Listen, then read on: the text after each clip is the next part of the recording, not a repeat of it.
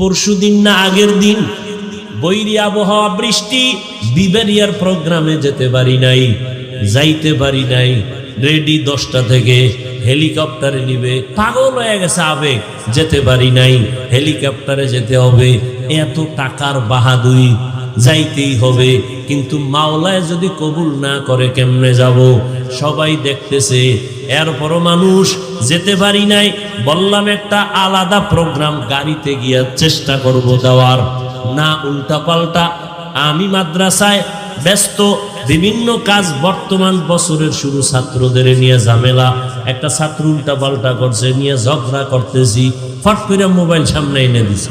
কোথায় মোবাইল, কার সাথে কথা বলবো, চিনি না কার সাথে। আমি আছি এক ব্যস্ততায়, মেজাজ গরম। ওদিকে বৃহস্পতিবার আমি রোজা রাখি, রোজা অবস্থায় ছাত্র উল্টা পাল্টা ধমকাইতেছি, এর মধ্যে মোবাইল কোথায় ধরছে, মাইকে না কোথায় তাও জানি না। আমার দরকার আছে, এত বড় একজন আল্লাহর বান্দা, কি জানি নাম, বিবারিয়ার একজন খুব বুজুর্গ মানুষ, জীবনে কারোর সাথে বেয়াদবি করলাম না, আর তুমি মনে করো চিনি না, জানি না, বুঝলাম না, ফট করে মাইকে দিয়া দিলা। আর কি বললাম না বললাম আল্লাহ ভালো জানেন, না জেনে না বুঝে এটা আবার মাইকে তুমি প্রচার করো, আর বলো আমি বেয়াদবি করেছি। আল্লাহ হেদায়াত দান করো। আরো জোরে বলে।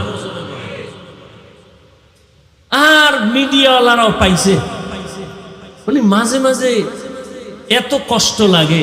তাহলে আমরা বেদাতীদেরকে গালি দেই কেন? আহলে বাতিলদেরকে গালি দেই কেন?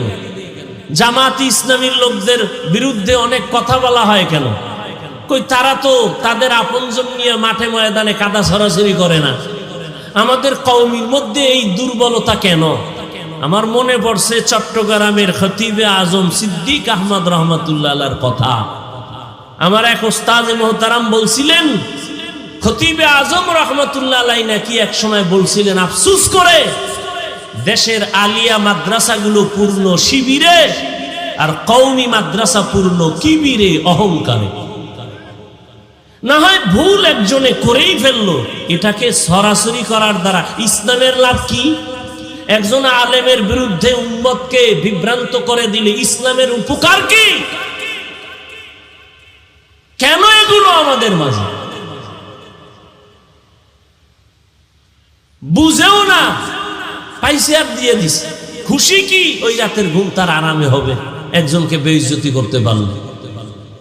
আল্লাহ হেদায়াত দান করুন, আল্লাহ হেদায়াত দান করুন, আল্লাহ আমাকে হেদায়াত দান করুন। আমার এলেম নাই, আমল নাই, চলি আল্লাহ